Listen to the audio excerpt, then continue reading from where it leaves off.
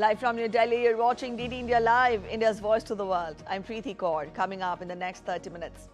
Monsoon session of Indian Parliament to begin today. Spread over a month, the session to witness crucial legislative business and intense political debates on key issues.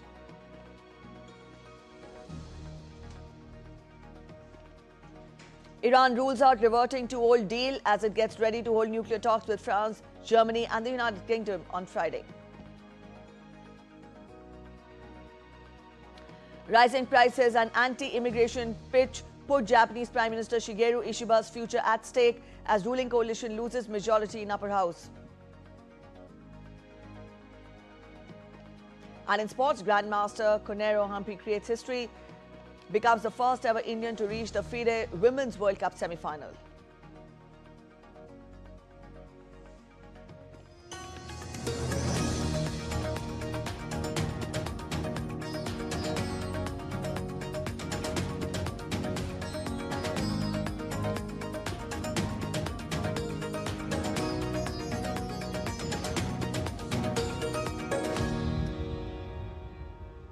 The monsoon session of Indian Parliament is set to begin today. Spanning over a month, this session is expected to feature significant legislative business and intense political debates. From key amendment bills to discussions on national security and governance, both the houses will face a packed agenda.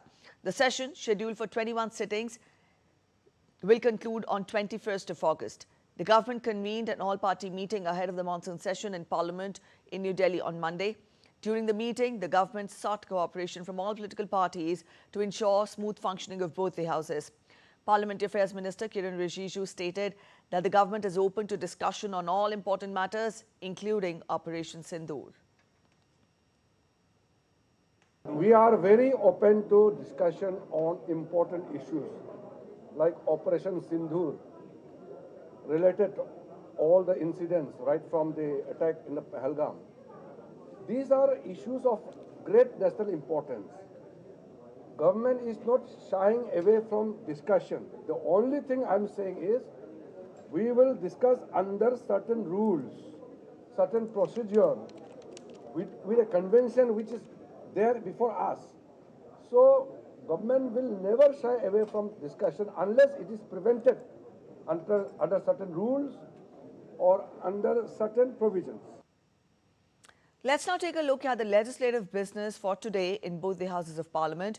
In Rajya Sabha or the Upper House, Union Ports, Shipping and Waterways Minister Sarbanand Sonowal will move the bills of Lading Bill 2025 for consideration and passage. The bill will replace the 169-year-old colonial-era Indian Bills of Lading Act 1856 to modernize India's shipping laws. The new legislation aims to align India's maritime trade with global standards, simplifying legal processes and enhancing efficiency in the shipping sector. In Lok Sabha or the lower house, Union Law Minister Arjun Ram Meghwal will introduce the readjustment of representation of scheduled tribes in assembly constituencies of the state of Goa Bill 2024 for consideration and passage. The bill seeks to reserve seats in the Goa Legislative Assembly for scheduled tribes.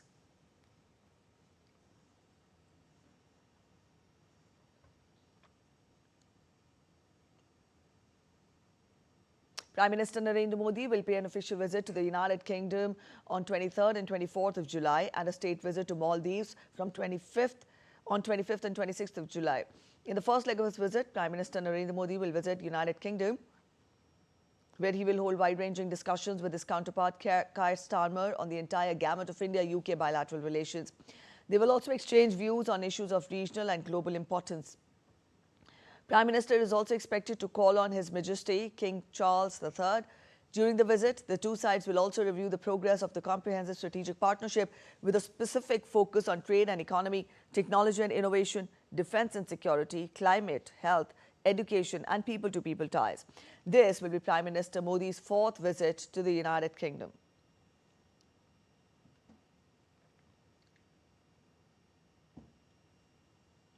In the second leg of his visit, Prime Minister will undertake a state visit to Maldives on 25th and 26th of July. This will be Prime Minister's third visit to Maldives and the first visit by a head of state of government to Maldives during the presidency of Dr. Mohamed Muizzu. Prime Minister will be the guest of honor at the celebrations of the 60th anniversary of the independence of Maldives on July 26, 2025.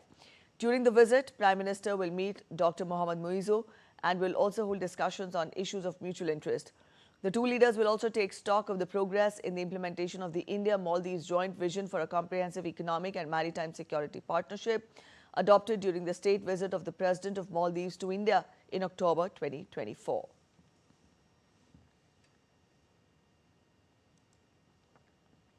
After concluding his visit to Eswatini, India's Minister of State for External Affairs, Pabitra Margarita, landed in Lesotho late on Sunday with an aim to strengthen bilateral relations.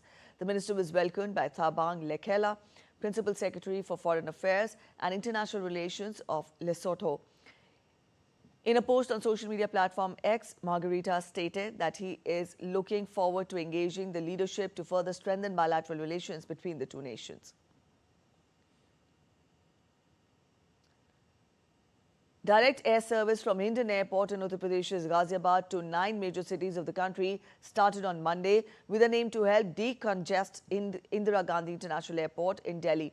Union Civil Aviation Minister Ram Mohan Naidu launched the new flight to Bengaluru, Kolkata, Varanasi, Goa, Patna, Chennai, Mumbai, Ahmedabad and Indore.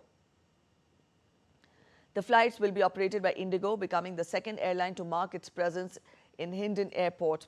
4 months ago, Air India Express started its operations there. The minister termed the achievement as Udan of the ambitions and aspirations of common Indians. With operations from both the airports, flyers based out of the National Capital Region will be served by these two airports. The government aims to make India a global aviation hub by 2030. Hindon की ये उड़ान है गाजियाबाद की और उड़ान है पश्चिम उत्तर प्रदेश की और ये पूरे उड़ान है हमारे भारत की और ये उड़ान आम आदमी की सपने के भी है। तो आपको समझना पड़ेगा कि एयरपोर्ट सिर्फ ऐसा नहीं है कि एक जगह से दूसरे जगह जाने के लिए एक व्यवस्था ही नहीं है। उस जो लोकल एरिया है, जो लोकल इकोनॉमी है, उसका एक बहुत बड़ा ग्रोथ इंजन एयरपोर्ट आज बनते हैं। तो इसलिए रोजगार की बात हो, कनेक्टिविटी की बात हो या वहां पे गौरव सम्मान की बात हो उस एरिया की, एक एयरपोर्ट वहां पे लाने से इन सब चीजों का आप बहुत बड़ा बढ़ोतरी दे सकते हैं। तो उसी तरह हमने ये हिंडन एयरपोर्ट को एक अच्छी नजरिए के साथ हमने प्लानिंग किया। After the launch at the Hindon Airport, Civil Aviation Minister also spoke on Ahmedabad Air India plane crash probe, saying that Aircraft Accident Investigation Bureau has done a good work by decoding the whole black box. He, however, refused to make any comments until the final report emerges. I believe in AIB. I believe in the work that they are doing. They have done a wonderful job in decoding the whole black box and getting the data out in India itself. It was a huge success for us because previous incidents, whenever the black box was seen to be damaged, it was always sent abroad to get the data out. But this is the first time that successfully AIB has decoded everything. The data has been here. We are studying the report thoroughly, and whatever necessary things that need to be done in terms of safety, we are ready to do them. The Indian Met Department on Monday has issued orange alert for very heavy rains in Uttarakhand and Himachal Pradesh. The southern states of Karnataka, Telangana and Tamil Nadu are also likely to get continued heavy to very heavy rainfall over the weekend. For other parts of northwest India, the IMD has predicted heavy rains over Punjab, Jammu and Kashmir, West Uttar Pradesh, East Uttar Pradesh, West Rajasthan, East Rajasthan and Haryana till Thursday. Moderate rainfall has also been predicted for Delhi NCR during the next 24 hours.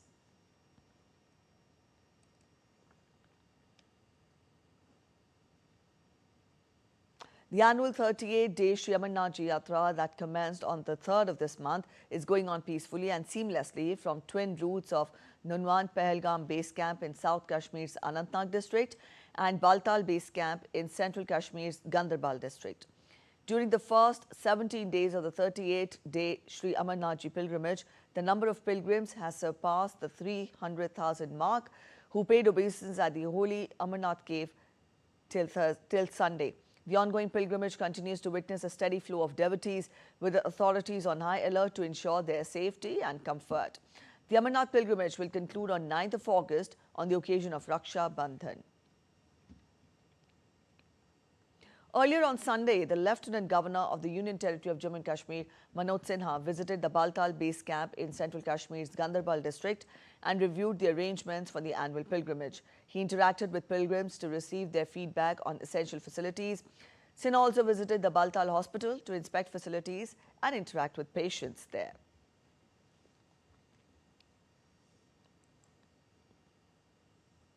Devotees across North India flocked to the temples to pay obeisance to Lord Shiva on the occasion of second Monday of the sacred Hindu month of Shravan. The entire month of Shravan is dedicated to the worship of Lord Shiva and Goddess Parvati. Mondays during this period are regarded as the holiest days to perform Shiv Puja. Fasting and prayers offered on second Monday of the holy month are believed to fulfill heartfelt wishes, strengthen marital bonds, and bring spiritual upliftment.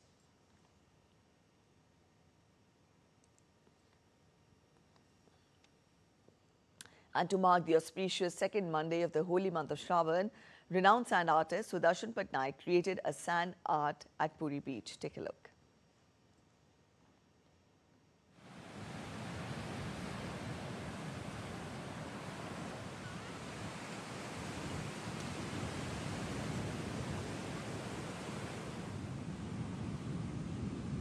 This is the beautiful creation of Sudarshan Patnaik, the famous sand artist, on the second Monday of the sacred Hindu month of Shravan. The entire month is dedicated to the worship of Lord Shiva and Goddess Parvati.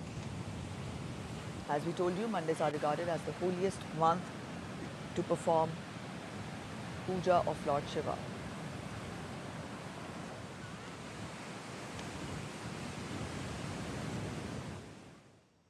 You're watching DD India Live. We're heading for a short break, but after the break, Ecuador extradites notorious drug lord Fito to US. He will appear before the court on Monday. Russian President Vladimir Putin meets Ali Larijani, top advisor to Iran's supreme leader on nuclear issues at Kremlin. Team India suffers injury setback ahead of the fourth test at Old Trafford.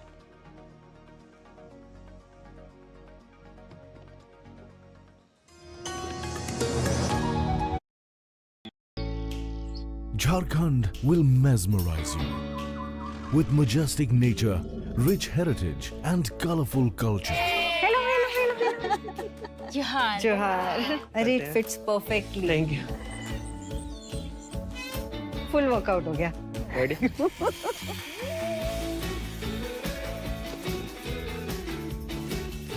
Postcards from Jharkhand on National Geographic.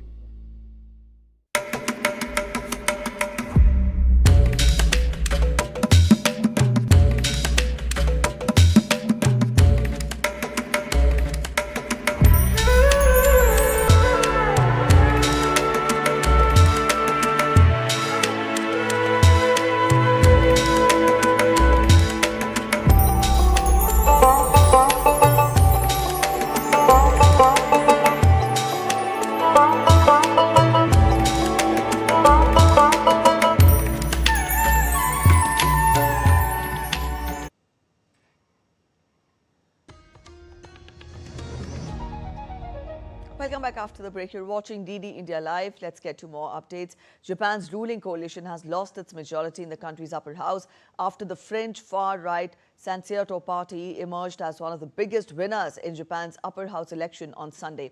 The party won 14 seats, adding to the single lawmaker it secured in the 248-seat chamber 3 years ago. It has only 3 seats in the more powerful lower house.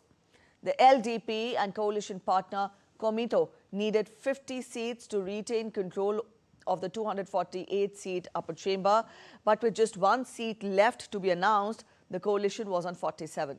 Half of the seats in the upper chamber were being voted in Sunday's election, with members elected for 6-year terms.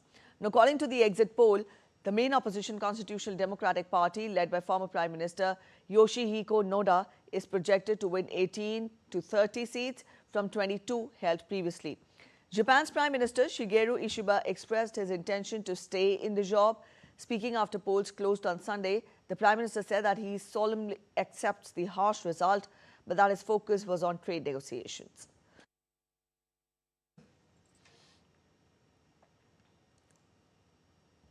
Iran, Britain, France and Germany will hold nuclear talks in Istanbul on Friday. Iranian Foreign Ministry said this early on Monday, following warnings by the 3 European countries that failure to resume negotiations would lead to international sanctions being reimposed on Iran. The talks scheduled for Friday come after foreign ministers of the 3 European nations, or the E3 nations. These European countries are known as E3 nations, as well as European Union's foreign policy chief, held their first call on Thursday with Iranian Foreign Minister Abbas Araghchi since Israel and the US attacked Iranian nuclear facilities a month ago. The E3 have said that they would restore UN sanctions on Tehran via a snapback mechanism by the end of August if nuclear talks that were ongoing between Iran and the US before the Israel-Iran air war do not resume or fail to produce concrete results.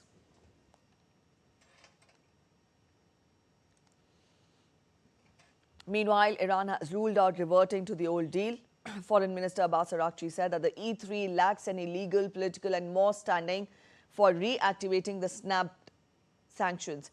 He also elaborated in a post to social media Sunday that through their actions and statements, including providing political and material support to the recent unprovoked and illegal military aggression of the Israeli regime and the US, the E3 have relinquished their role as participants in the JCPOA. Russian President Vladimir Putin met Ali Larijani, a top advisor to Iran's supreme leader on nuclear issues, in Moscow on Sunday to discuss Iran's nuclear program. The meeting was unannounced and was held at the Kremlin. Kremlin spokesman Dmitry Peskov said that Larijani shared views on the situation in West Asia and Iran's nuclear issue. Putin reiterated Russia's stance on global and regional stability and also a political solution. Russia supports Iran but stayed cautious after US and Israeli strikes in June. A German source has said that Germany, France and Britain plan new nuclear talks with Iran soon. Iran agreed to the talks, according to the news agency. Meanwhile, Russia denied a report that Putin urged Iran to accept a US deal on uranium enrichment. Iran insists it does not seek nuclear weapons and defends peaceful nuclear energy use.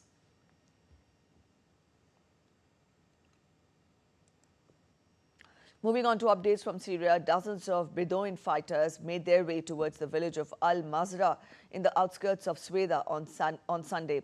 Though calm was reported in Syria's Sweda after the Islamist-led government announced that Bedouin fighters had withdrawn from the predominantly Druze city, and a US envoy signaled that a deal to end days of fighting was being implemented. The fighting began a week ago with clashes between Bedouin and Druze fighters. Damascus then sent troops to quell the fighting, but they were accused of carrying out widespread violations against the Druze and were hit by Israeli strikes before withdrawing under a truce agreed on Wednesday. The Syrian presidency had announced a new ceasefire early on Saturday, but it quickly collapsed into renewed fighting, underlining the challenge interim President Ahmad al-Shara faces in asserting authority over the fractured nation.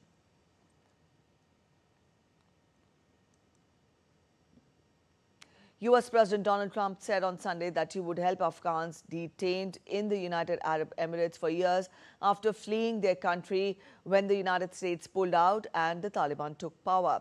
Trump, a Republican who promised a far-reaching immigration crackdown, suspended refugee resettlement after he took office in January. In April, the Trump administration terminated temporary deportation protection for thousands of Afghans in the US. Trump cited news website Just the News as saying that UAE officials were preparing to hand over some Afghan refugees to the Taliban. The UAE agreed in 2021 to temporarily house several thousand Afghans evacuated from Kabul as the Taliban ousted the US-backed government during the final stages of the US-led withdrawal. Nearly 200,000 Afghans have been brought to the US by former President Joe Biden's administration since the US troop withdrawal from Kabul.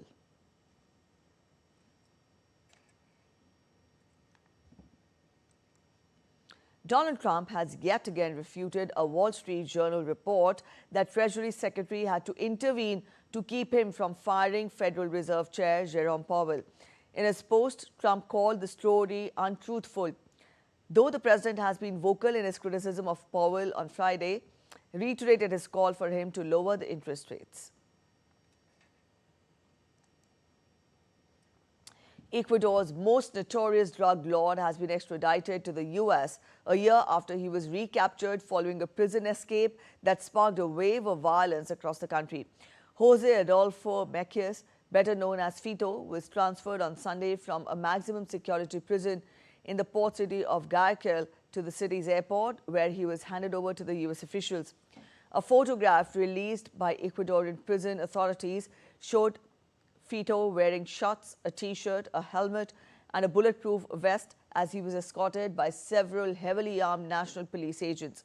Fito is set to appear in U.S. federal court on Monday.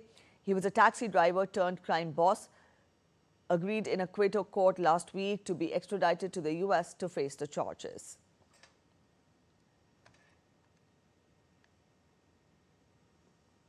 At least 9 people were killed in a head-on collision between a pickup truck and an SUV near Montecristi, western Ecuador, early on Sunday morning. Authorities suspect one vehicle veered out of its lane that caused the incident. Overcrowding may have contributed to the high death toll, officials said. Traffic accidents remain a leading cause of death in Ecuador. From January to May 2025, over 4,700 crashes left 565 people dead.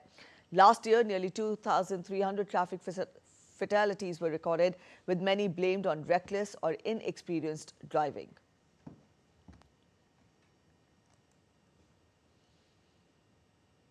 Indonesia's Coast Guard battled to douse the ship that caught fire off the coast of Sulawesi.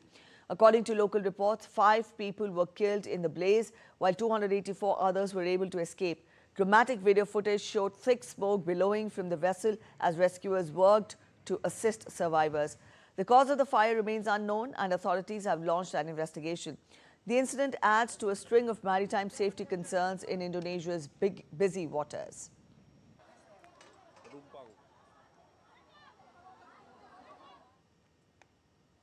After the international updates, let's turn focus to sports. In chess, Grandmaster Koneru Humpy has created history by becoming the first ever Indian to reach the semi-finals of the FIDE Women's World Cup.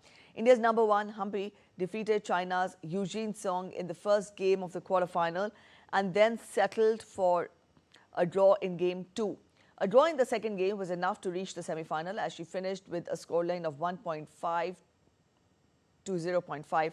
Humpy will next face top-seeded Chinese Li Tingye, who defeated Nana Zagnidze in their quarterfinal.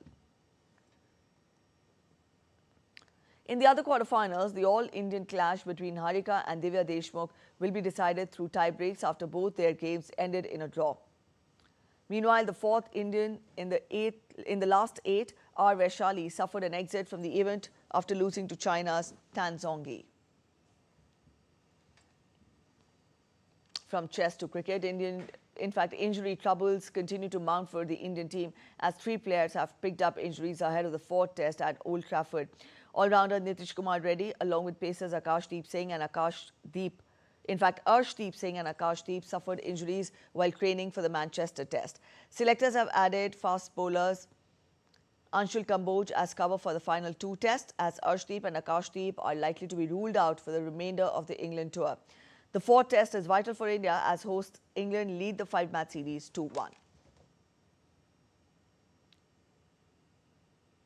Visitors to Gujarat's Sabarmati Riverfront are all set to enjoy a new attraction, the Riverfront Moon Trail. Covering around 4,500 square meters, this stunning park will glow at night with more than 54 colorful LED elements. At the Moon Trail, visitors will see a variety of illuminated structures, 2-layer fountain, a glowing tunnel, illuminated swings, selfie points, a dance floor, decorative light balls, and specially designed illuminated tables and chairs.